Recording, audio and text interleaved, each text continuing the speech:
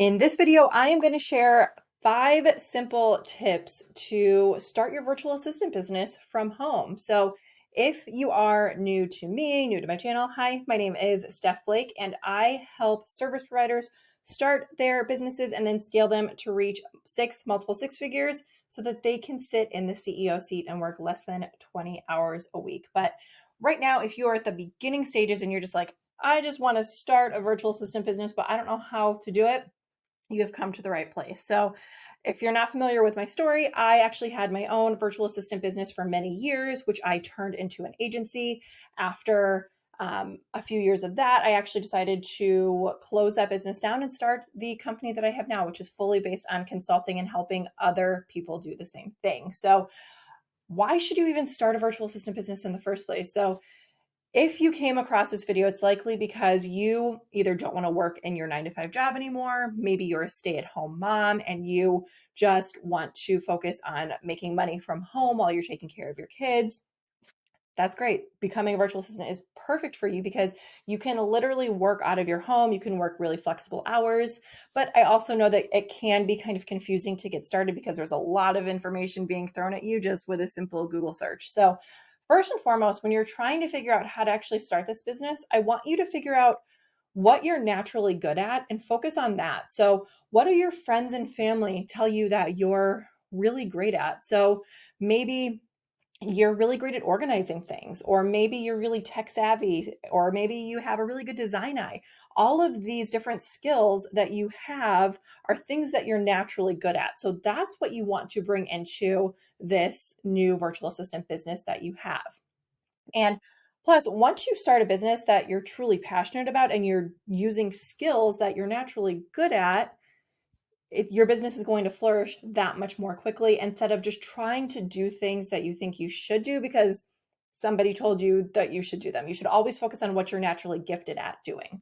The second tip is to use the skills that you have had throughout the course of your life in this business. So I want you to think back to all of the different jobs that you've had, or all of just the different experiences that you've had in your life. So you may have thought that you wouldn't have used those skills again, like, I don't know, um, cutting open boxes or stocking shelves or things like that, or being a hostess at a restaurant, whatever it is, it doesn't really matter. Or even down to admin work that you were doing when you were 16 years old, whatever it is.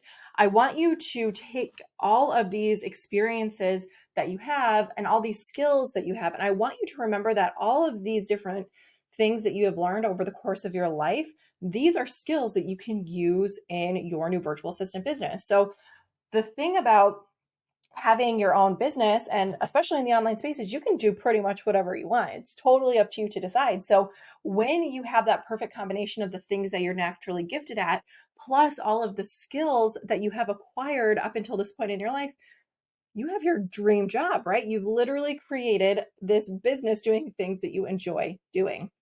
Now, the third thing that you want to keep in mind is, what do you feel most confident doing? So after you figured out the different skills that you have, I want you to look at all of this list that you have, and I want you to look at, I want you to put numbers, like I want you to rank these. Like, what are the things that you feel most confident at? So for example, maybe you know how to do bookkeeping, and you know how to, you're a good writer, and you may also be good at designing. But my guess is you likely don't enjoy doing all of those, and you're not super confident with doing all of those either. They're just things that you know how to do. So I want you to really focus on doing the things, again, that feel really good to you. What are the things that you feel most confident in? Now, the next one, don't focus on creating a website. Now, if you saw my other video about what you actually need to get started as a virtual assistant, this is a big thing that we talked about in this video too, because most people, when they start a business, they just think that they need a website right away, when in reality, you don't. The whole point of you starting a business is to generate revenue, right? You want to start making money. So the easiest way to do that is to get your name out there, network, connect with people who you know that could need help with the services that you offer, connect with friends and family, do the different things that you need to be doing in order to start bringing in that revenue instead of just spending your time creating a website. And that could also be creating content for social media, like whatever it looks like for your specific business. That's what you need to focus on doing. You don't need to focus on spending your time creating a website. It's not necessary in the beginning stages. And then again, focus on what you actually need to get started. So I'm going to link that video below as well, the things that you actually need when you start your virtual assistant business, because again, starting a virtual assistant business, it can be really exciting. It can be really liberating. It can absolutely change your life like it did for me and so many other people out there. But it can also be really confusing. There's going to be a lot of different people telling you that you need a lot of different things, when in reality, you really don't need that many things. You really need to make sure that things are simplified in your business. You're focusing on the offers that you're really good at. You're pricing them in a way that allows you to reach your goals. And then you're doing a really great job at serving those clients. That's really what it boils down to. But if you want a step-by-step roadmap that shows you how you can actually generate consistent revenue in your business, then I invite you to look at my program called the Scalable Service System. It is linked below for you.